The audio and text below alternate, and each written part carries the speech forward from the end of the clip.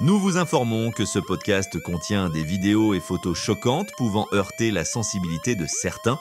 Le but étant de sensibiliser un max de monde sur la dangerosité des prédateurs sexuels qui nous entourent. Si vous êtes mineur, je vous invite à passer votre chemin. Bonsoir et bienvenue à tous pour cette nouvelle version du podcast Vérité. Dans l'épisode de ce soir, nous allons parler de l'affaire Pellico. Pour ceux qui ont suivi, dans les épisodes précédents, nous avons traité l'affaire des victimes de Mazan. Mais comme beaucoup me l'ont fait remarquer, pour la première fois, je ne vous ai rien appris de plus que ce que tous les autres médias français vous avaient appris. Ça en a surpris plus d'un d'ailleurs, car en général, quand je décide de traiter un sujet, c'est pour vous apporter de l'inédit. Et je peux vous assurer que dans cet épisode, vous n'allez pas être déçus.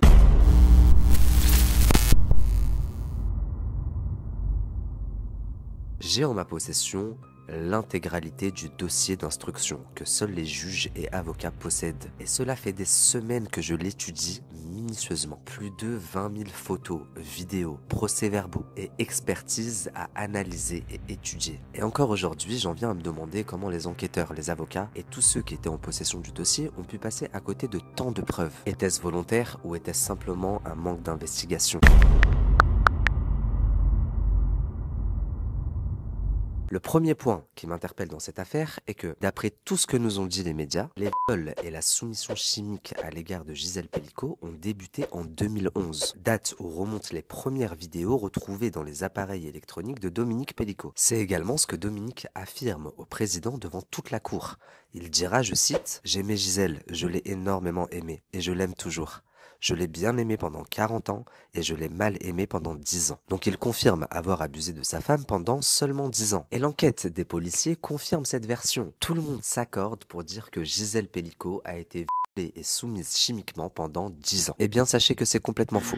Et comme à mon habitude, je vais vous le prouver. Pour commencer, vous devez savoir qu'à l'heure où l'on parle, il y a des dizaines de sites très malsains, bien plus tordus que le site Coco, où Dominique continue de proposer sa femme à des hommes. Là, à l'heure où je vous parle. Donc même si le site Coco a été fermé après le scandale des de Mazan, l'État a fermé le site. Là, pendant qu'on est en train de parler, vous et moi, il y a des sites bien plus dégueulasses qui sont toujours actifs, où Dominique Pellico est inscrit et où l'on peut retrouver des photos de Gisèle inconsciente et dénudée. J'en ai retrouvé par exemple sur le site youngbob.com ou encore bobvoyeur.com ou encore candoliste.com ou placelibertine.com. Sur tous ces sites, vous pouvez retrouver des annonces de Dominique Pellico et surtout des photos et vidéos de Gisèle Pellico prises à son insu. Donc je vous propose qu'on voie d'un peu plus près ce que proposent ces sites.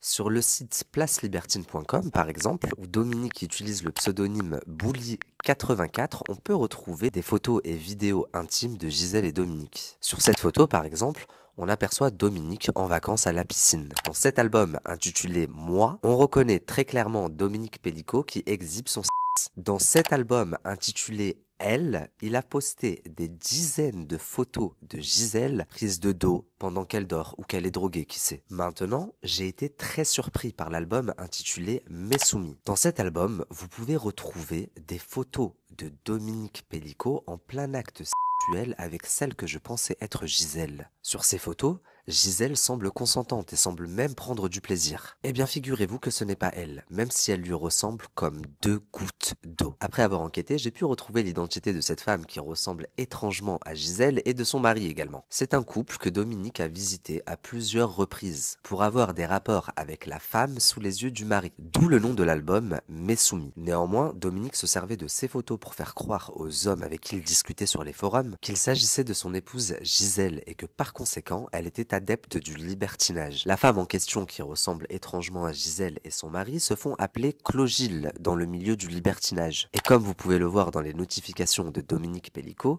le nom Clogile apparaît très souvent.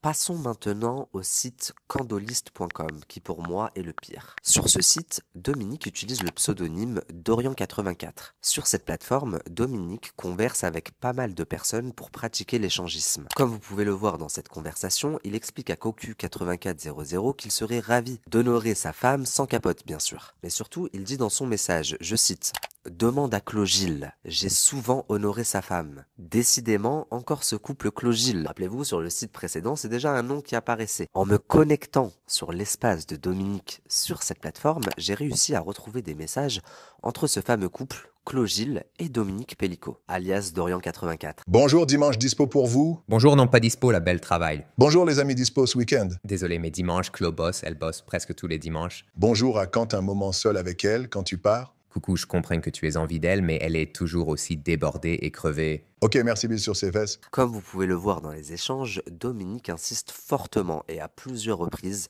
pour retourner voir le couple, qu'il le repousse gentiment. Mais on comprend tout de même que Dominique a déjà eu des rapports avec ce couple puisqu'il demande quand est-ce qu'il pourrait revenir. Maintenant, je vous propose qu'on aille voir le profil de Clogil d'un peu plus près. On tombe directement sur leur annonce, mais surtout, on peut accéder aux photos postées par le couple. Parmi ces photos, il y en a une que Dominique a également postée sur le site précédent, dans l'album Mes Soumis. De plus, j'ai également retrouvé cette photo où on voit la femme du couple Clogil allongée sur le dos et constater comme elle ressemble à Gisèle. Et c'est donc comme ça que j'ai su que ce n'était pas Gisèle dans l'album Mes Soumis sur le site précédent. Même si j'avoue, la ressemblance est vraiment troublante. Néanmoins, je peux vous affirmer que Dominique a envoyé à des hommes plusieurs photos et vidéos de leurs ébats sexuels entre lui et Clogil, en expliquant et en affirmant qu'il s'agissait de Gisèle. Rappelez-vous, dans les épisodes précédents, je vous ai parlé du jour où certaines photos et vidéos qui donnent l'impression que Gisèle était consentante, ou même qu'elle joue avec la caméra, ont été diffusées au tribunal. Gisèle a été la première surprise. Elle a dit, je cite, « On cherche à me piéger.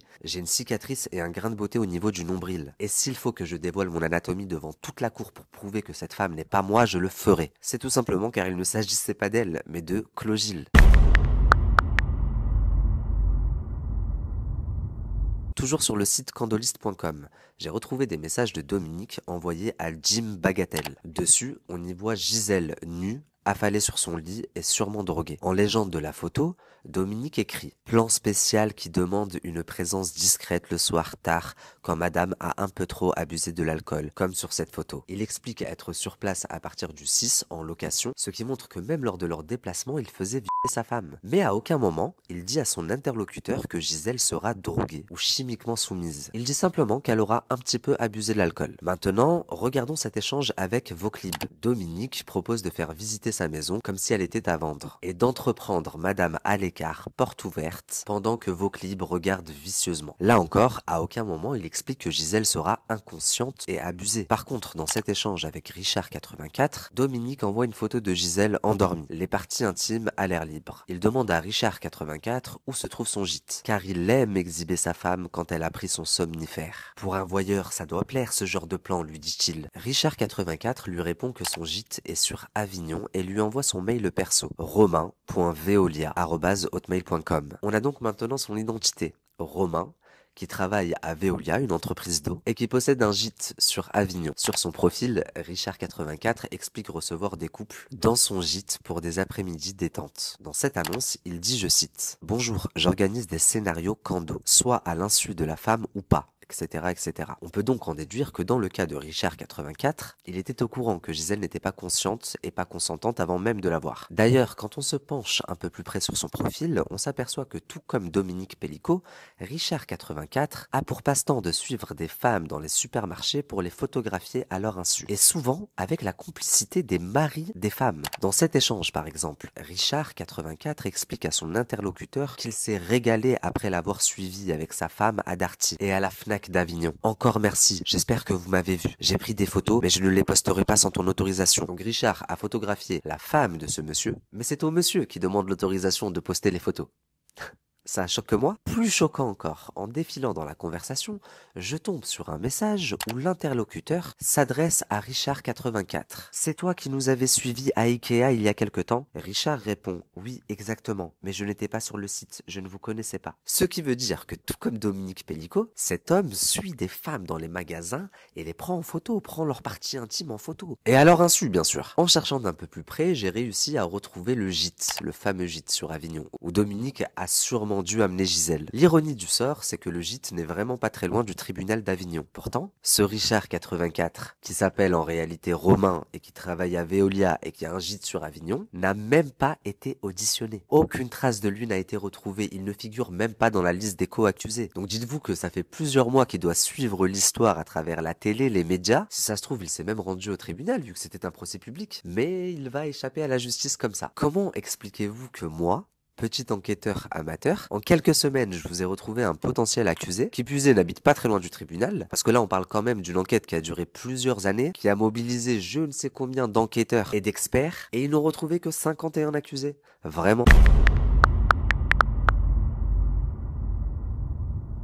Et si je vous disais que moi, je pense en avoir retrouvé encore d'autres, qui n'ont pas été entendus et qui n'ont même pas été cités dans la liste des accusés. Regardez par exemple dans ce message de Anonymous adressé à Dominique Pellico, il lui dit, je cite, « C'est Arnaud, c'est un poil la cata avec Elodie. Peux-tu éditer tes messages pour enlever toute trace de rencontre ?» Dominique répond, « En ce qui me concerne, je n'ai rien gardé. Je ne sais pas ce qui t'arrive. Même si je l'ai vu de près, je n'ai jamais rien tenté pour nuire à ton couple. Par contre, si un jour tu changes d'avis pour ce que tu sais, on peut. » Très peu de temps après, Anonymous, alias Arnaud, revient à la charge. Il écrit « Salut, passe ton numéro. Arnaud Thibault de Montfavet. » Donc nous avons à présent son identité.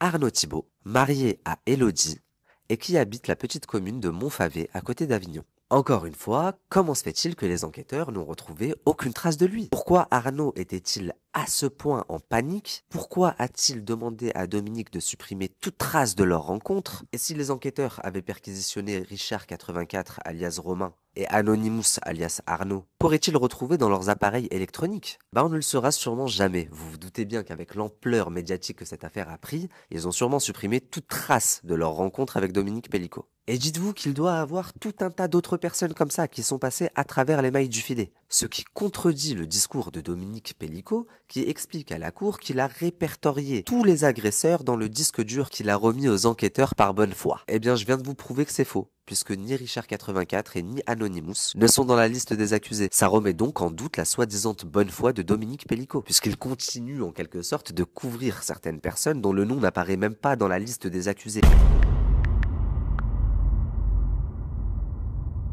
Bref, passons maintenant au troisième site, le site bobvoyeur.com. Sur ce site, Dominique se fait appeler H50 ans. Là encore, ce site est toujours actif et la page de Dominique Pellico est toujours active également. Sur son profil, encore une fois, on peut retrouver pas mal de photos et vidéos de lui et Gisèle. Mais une photo m'a particulièrement choqué. On y voit Gisèle avec un gros concombre inséré dans le vagin. Si on part du principe qu'elle était chimiquement soumise, c'est de la maltraitance, c'est de la torture, c'est de la barbarie de lui insérer de tels objets. Je ne sais pas si vous vous rendez compte. Quand on observe d'un peu plus près les propriétés des médias, photos et vidéos, on peut observer que cette vidéo, par exemple, date de 2009. Le problème étant que tout le monde nous a expliqué que Dominique Pellico a commencé à soumettre sa femme chimiquement à partir de 2010-2011. J'ai également retrouvé dans le dossier des photos datant de 2008. Le problème étant que tout le monde, les enquêteurs y compris, nous ont expliqué que les viols et la soumission chimique a débuté seulement en 2011. Et bien par cette vidéo, je vous prouve que c'est faux. En 2009, Dominique Pellico était déjà dans ce genre de site malsain et il photographiait déjà sa femme à son insu, soit pendant qu'elle dormait ou soit pendant qu'elle était chimiquement soumise. La réalité, selon moi, est que Dominique a commencé à répertorier, caractériser et classer certains viols à partir de 2010-2011. Mais ça ne veut pas dire qu'avant ça, il ne violait et droguait pas sa femme. Ça veut juste dire qu'avant ça, il ne le filmait pas systématiquement. Et tout ça, la famille, c'est accessible à tout public. N'importe qui a un ordinateur ou un téléphone avec une connexion internet peut y accéder. Dites-vous qu'à l'heure où l'on parle là, si vous tapez par exemple sur internet caramel.youmbob.com, vous allez tomber sur le blog personnel de Dominique Pellico qui encore une fois là à l'heure actuelle est toujours actif et qui pour changer exhibe sa femme inconsciente. D'ailleurs, en légende d'une photo, il dit, je cite, « Je cherche un complice pour la période du 20 juin au 3 juillet car nous sommes à cette date au club Playa Djerba en Tunisie. Avec ce complice, nous partagerons l'intimité de nos femmes à leur insu. Homme seul exclu. » C'est bizarre, pourquoi exclure un homme seul, sachant qu'il a expliqué aux experts que son kiff était de voir des hommes prendre sa femme. Alors pourquoi là en vacances, il refuse un homme seul? Il veut absolument que ce soit un couple. Selon moi, c'est que contrairement à ce qui a été dit encore une fois, Dominique Pellico soumettait et violait sa femme avant 2010, avant 2011. Mais il le faisait pour son plaisir personnel. Il ne laissait aucun homme abuser de sa femme. Au contraire, son kiff, c'était d'avoir des rapports avec les femmes des autres. Mais après 2010, un changement va s'opérer. Dominique commence à recevoir des hommes à son domicile pour abuser de sa femme Gisèle. Mais surtout, il va caractériser le en filmant chaque homme et surtout répertorier et classer les vidéos dans un disque dur. Je me suis soudain demandé qu'est-ce qui s'est bien passé en 2010 pour qu'il change radicalement de façon de procéder. Encore une fois, selon moi, et ça n'engage que moi, ça serait dû au fait qu'en 2010, Dominique Pellico s'est fait arrêter pour la toute première fois. C'était en Île-de-France, et il s'est fait arrêter car il prenait des photos sous l'égide des femmes à leur insu. En 2010 déjà, suite à cette interpellation, l'ADN de Dominique Pellico sera prélevé pour la toute première fois. Et grâce à ce prélèvement, Dominique Pellico sera mis en examen quelques temps plus tard pour viol puis pour meurtre. La première affaire date de 1999 et concerne Estella B, une jeune agent immobilière qui se fera ligoter puis déshabiller. Elle parviendra néanmoins à s'échapper et une ADN sera retrouvée sur elle. Manque de chance, cet ADN ne correspond à aucune ADN connue des services de police à l'époque. Mais en 2010, suite à la garde à vue de Dominique Pellico et suite au prélèvement de son ADN, on s'aperçoit que l'ADN retrouvé sur Estella B en 1999 était celle de Dominique Pellico. Dominique a d'ailleurs par la suite avoué les faits, en ce qui concerne Estella en tout cas. Par contre, pour Sophie Narme, une stagiaire en agence immobilière qui n'a pas eu la chance de s'échapper et qui s'est fait violer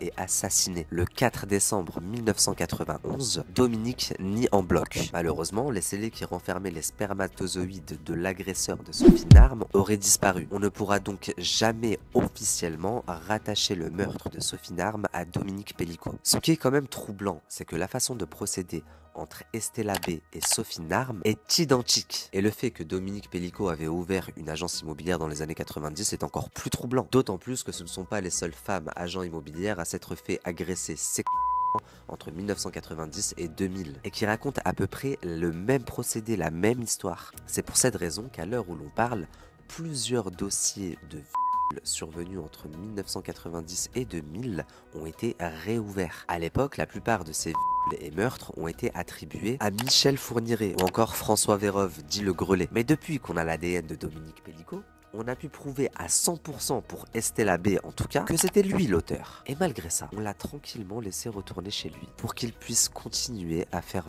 violer sa femme et je ne sais quoi d'autre encore. Si les choses avaient été bien faites à ce moment-là, Gisèle n'aurait donc jamais été violée par de tierces personnes puisque Dominique a commencé à faire participer des hommes à leur domicile qu'en 2010-2011. Donc pour moi, c'est à partir de ce moment-là, en 2010, après sa garde à vue, que sa façon de procéder va radicalement changer. Il est anxieux, il a peur. Pour la première fois, la police a son ADN. Et Dieu seul sait ce que ce psychopathe a fait par le passé. Pour moi, à ce moment-là, il s'attend à ce qu'on vienne le chercher à tout moment. C'est donc pour cette raison qu'il commence à inviter des hommes à son domicile, à les filmer, à tout stocker dans un disque dur, comme pour dire « je ne suis pas tout seul, je ne vais pas tomber tout seul ». C'est quand même lui qui a livré le disque dur aux enquêteurs. Et c'est pour cette raison que les enquêteurs ont déclaré que les viols ont commencé seulement en 2011. Parce que lui a commencé à les répertorier seulement en 2011. Et tout ce que je viens de vous démontrer là, la famille, à savoir que les viols et la soumission chimique ont commencé avant 2011, que Dominique était inscrite sur beaucoup plus de sites bien plus malsains que le site Coco, le fait que j'ai pu retrouver également des potentiels accusés, en tout cas des personnes concernées de près ou de loin par les viols de Gisèle, des personnes qui n'ont pas été retrouvées par la police. Tout ceci, je l'ai obtenu sans même avoir besoin du dossier. Alors imaginez-vous quand j'ai eu le dossier entre les mains. Je ne savais plus où donner de la tête tant il y avait d'incohérences. L'épisode 2 est déjà disponible, clique sur mon profil pour y accéder et n'oublie pas de t'abonner et surtout de partager la vidéo pour sensibiliser un max de personnes.